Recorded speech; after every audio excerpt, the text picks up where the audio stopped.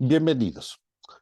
Para la tarea de la materia de Derechos Humanos y Derecho Internacional Público, es un gusto para el Grupo B presentar la exposición relacionada a las lecturas 1 y 2 del compendio de la primera unidad, donde abordaremos los siguientes temas. Primero, introducción a los antecedentes remotos del derecho internacional de los derechos humanos. Segundo, el proceso de positivación de los derechos humanos. Tercero, la internacionalización de los derechos humanos y la Carta de San Francisco. Y por último, el concepto de derechos humanos. El grupo está conformado por los siguientes estudiantes, a quienes invito a presentarse. Katy Mabel Castro Vallas.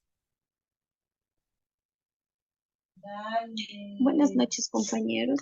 El día de hoy a mí me tocó la introducción y los antecedentes remotos de los derechos humanos. Como ya sabemos que los derechos humanos son un conjunto de principios universales que reconocen la dignidad inherente y los derechos inalineables de todos los seres humanos. Estos derechos son fundamentales para la convivencia pacífica y justa de nuestra sociedad en todo el mundo. Como bien ya sabemos, la noción de los derechos humanos se basa en la idea de que de cada persona, simplemente por ser seres humanos. Esto posee unos derechos que nos deben ser protegidos y respetados sin importar su origen o su género, su cultura. Estas son raíces que remontan a diversas civilizaciones y movimientos a lo largo de los siglos. Los derechos humanos han evolucionado a lo largo del tiempo. Nos refleja los avances en la comprensión de la dignidad humana y los principios de igualdad y de la justicia. Voy a decir unos antecedentes remotos de los derechos humanos. Estos antecedentes remotos de los derechos humanos se pueden rastrear a diferentes civilizaciones y momentos históricos. La primera, antigua Grecia y Roma. En la antigua Grecia, las figuras como Sócrates y Platón discutieron muchos conceptos de justicia y moral que nos influyeron en la filosofía posterior de los derechos humanos. En Roma, la ley romana reconocía ciertos derechos para los ciudadanos, incluido el derecho a un juicio justo. También tenemos lo que es la Carta Magna, 1215. Este documento histórico firmó en Inglaterra, que estableció limitaciones al poder del monarca y garantizó ciertos derechos legales, como el derecho a juicio por jurado. Muchas gracias. Muchísimas gracias, estimada Katy. Para continuar, eh, presentamos a nuestra compañera Melanie Dayana Chancusic Zambrano. Por favor, estimada Melanie, la escuchamos. Buenas con todos. Yo les voy a hablar sobre el proceso de positivación de los derechos humanos. Empezando porque esto se refiere a la adopción y reconocimiento legal de los derechos por parte de los estados. Consiste en convenir los principios y las normas establecidas en documentos internacionales, en leyes nacionales que son vinculantes y exigibles. En primer lugar, es importante que tengamos en cuenta que los derechos humanos se basan en valores universales como la dignidad, la igualdad y la libertad y son reconocidos en documentos internacionales como la Declaración Universal de los Derechos y los tratados y convenios regionales de los derechos humanos. Por otra parte, sin embargo, para estos derechos sean efectivos, es necesario que los estados los incorporen en su ordenamiento jurídico interno a través de la adopción de las leyes y regularizaciones específicas. Esto implica que los estados reconozcan formalmente que los derechos asuman la responsabilidad de protegerlos y garantizar su cumplimiento. El proceso de positivación puede variar en un país y otro, ya que cada estado tiene su propio sistema legal y formación de implementar los derechos humanos. Algunos países han adoptado constituciones que consagran los derechos fundamentales, mientras que otros han promulgado leyes específicas para proteger y garantizar los derechos humanos. Además, la adopción de las leyes, la positivación de los derechos humanos también implica la creación de instituciones, mecanismos de protección y, por ejemplo, los estados pueden establecer comisiones de los derechos humanos, tribunales especializados, mecanismos de monitoreo y supervisión para garantizar el cumplimiento de los derechos.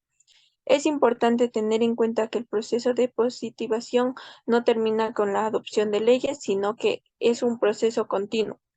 Los estados deben asegurar que las leyes se implementan de manera efectiva y los derechos sean protegidos en la práctica. Esto implica capacitación de fundamentos públicos, la sensibilización de la sociedad y la promoción de la cultura a respecto de los derechos humanos. Gracias. Muchísimas gracias, estimada Melanie. Ahora me presento, mi nombre es William Fernando Jacobe Mayacela y vamos a tratar el tema sobre la internacionalización de los derechos humanos y la Carta de San Francisco.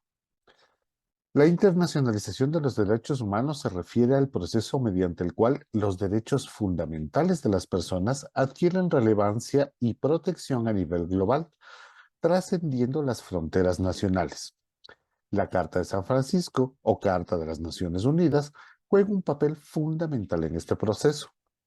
Fue adoptada en 1945 y estableció las bases para la creación de la Organización de las Naciones Unidas, ONU. La Carta de San Francisco establece los principios fundamentales del derecho internacional, incluyendo la promoción y la protección de los derechos humanos. La Carta de San Francisco asigna a la ONU la responsabilidad de promover la cooperación internacional, prevenir conflictos y proteger los derechos humanos. A lo largo de los años, la ONU ha desarrollado numerosos tratados y declaraciones que abordan específicamente los derechos humanos, como la Declaración Universal de los Derechos Humanos en 1948. Sin embargo, antes de la Carta de San Francisco, el derecho internacional se basaba en tratados bilaterales y principios habituales, con un enfoque limitado en los derechos humanos. La falta de un sistema integral de derechos humanos permitía a los estados actuar con relativa impunidad en violaciones de los derechos fundamentales. Ahora, previo a la Carta de San Francisco existieron iniciativas internacionales comunes que preveían cierta protección a los derechos humanos. Entre los más sobresalientes tenemos, primero, la libertad en materia religiosa. Los antecedentes de los derechos internacionales se remontan a la evolución de las nociones de los derechos y libertades fundamentales. Uno de los hitos de este proceso fue el reconocimiento de la libertad en materia religiosa. Durante siglos, las sociedades estaban marcadas por la intolerancia religiosa y la persecución. Sin embargo, a lo largo del tiempo, se gastaron avances hacia la tolerancia religiosa, como la paz de Westfalia en 1648, que puso fin a la Guerra de los 30 años en Europa y sentó las bases para la coexistencia de diferentes confesiones religiosas en el continente. De ahí también tenemos la prohibición de la esclavitud, que es otro hito importante. A lo largo del siglo XIX, un movimiento global se desarrolló para abolir la esclavitud. Tratados internacionales como el Tratado Anglo-Español de 1817 y el Tratado Anglo-Francés de 1845 sentaron las bases para la abolición de la trata de esclavos. La Convención de Ginebra de 1926 sobre la esclavitud reforzó aún más estos principios.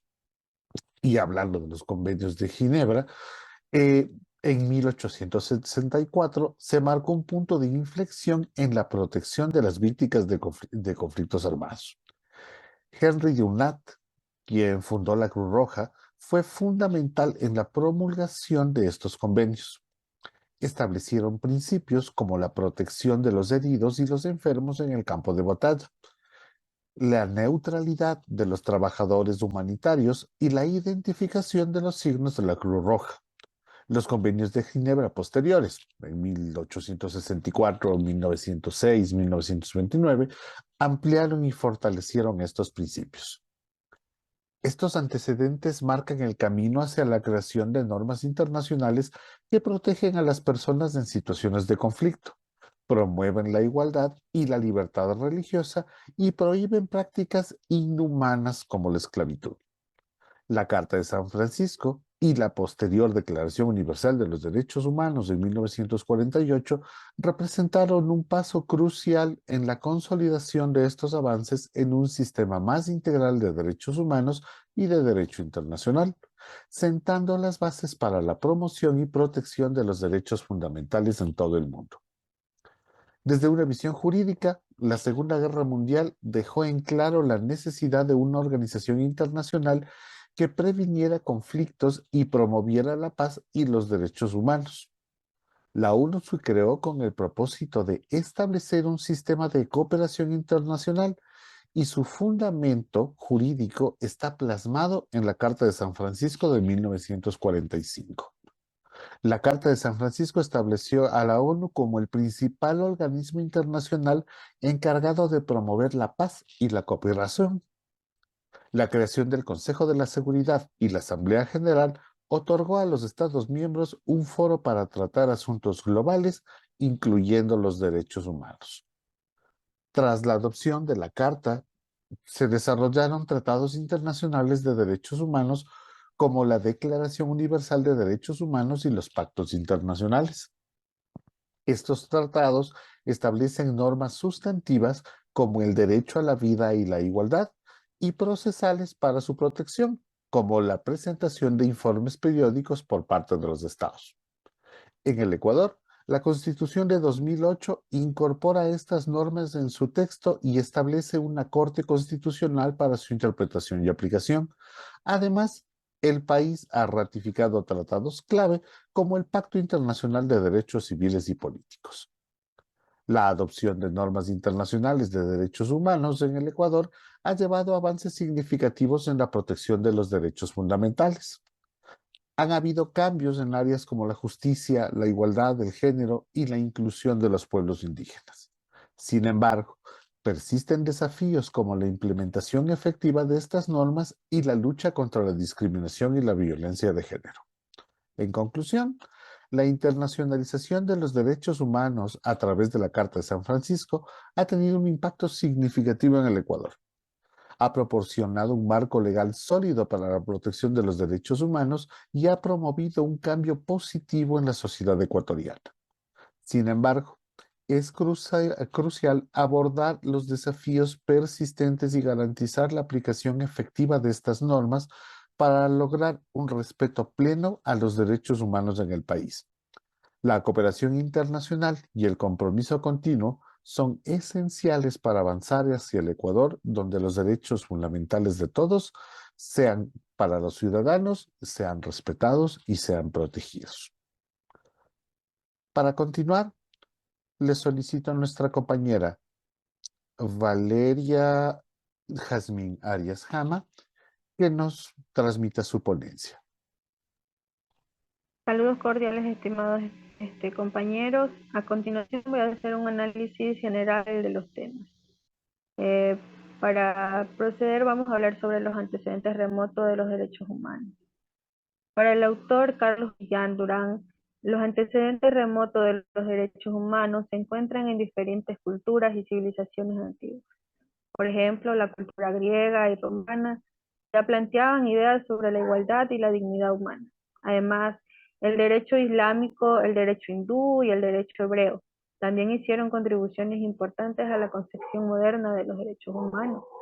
Estos antecedentes remotos proporcionan un contexto histórico y cultural que ayudan a comprender el desarrollo y la evolución de los derechos humanos a lo largo del tiempo. En cuanto al proceso de positivación de los derechos humanos, el autor menciona en su obra que el proceso de positivación de los derechos humanos fue gradual y se produjo a lo largo de distintas etapas históricas. Filósofos y pensadores como John Locke, Jan y Rousseau y Thomas, los cuales jugaron un papel fundamental en la construcción de los fundamentos teóricos de los derechos humanos, aportando conceptos como la existencia de derechos inalienables de individuos. Sin embargo, fue la Declaración del Derecho del Hombre y Ciudadano de 1789 en Francia la que marcó un hito crucial en la positivación de los derechos humanos, al establecerlos como derechos fundamentales protegidos por la legislación. La internacionalización de los derechos humanos y la Carta de San Francisco. Según Villan-Durán, la internacionalización de los derechos humanos se produjo en un contexto posterior a la Segunda Guerra Mundial, en la Conferencia de San Francisco en 1945. Se redactó la Carta de las Naciones Unidas, que sentó la base para la creación de la Organización de las Naciones Unidas, o también llamada ONU. Dicha carta estableció los principios fundamentales de los objetivos de la ONU, entre los cuales se encuentra la promoción y la protección de los derechos humanos. La Declaración Universal de los Derechos Humanos, adopta en 1948, se considera un hito importante en el desarrollo del derecho internacional de los derechos humanos. A partir de ese momento, se han creado numerosos tratados y organismos internacionales dedicados a la promoción y protección de los derechos humanos. A criterio personal, como estudiante de Derecho, considero que el concepto de los derechos humanos es fundamental para comprender y promover la justicia y la igualdad en la sociedad. Estos derechos son inherentes a todas las personas y deben ser respetados y protegidos en todas las circunstancias. El proceso de positivación de los derechos humanos ha sido un avance significativo en la historia, ya que ha permitido que estos derechos sean reconocidos y protegidos a nivel internacional. Sin embargo, aún existen desafíos en su implementación y garantía efectiva. Es importante destacar la indivisibilidad e interdependencia de los derechos humanos, ya que todos los derechos son igualmente importantes y están interrelacionados. Además, la universalidad de los derechos humanos es un principio fundamental que debe ser promovido y respetado en todas las culturas y sociedades.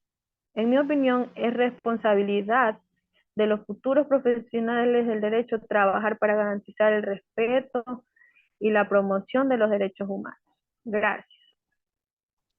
Gracias por ese resumen, estimada Valeria. Para culminar, nuestra compañera Kenia Yamilet Castromero expondrá la última temática para esta presentación. Por favor, estimada Kenia, la escuchamos. Hola con todos, un gusto. Pues yo hoy les voy a hablar sobre la progresividad, indivisibilidad e interdependencia y universalidad. Bueno, la progresividad. La protección jurídica de los derechos se constituye paulatinamente a lo largo de la historia. Progresividad en el campo del reconocimiento del derecho que cotejamos en el transcurso del tiempo y que emerge desde nuestro punto de vista de la idea inherencia del derecho a la persona. Implica que el catálogo de derechos se va ampliando paulatinamente con nuevas formas y prevenciones. Ello sin perjuicio de las precisiones que sobre el punto realizaremos en oportunidad de referirnos a las teorías de referencia de la clasificación de los derechos. Del punto de vista del reconocimiento jurídico y la práctica constitucional, la progresividad de los derechos se facilita al incompararse en diversas constituciones, prevenciones, con diferentes excepciones y matices.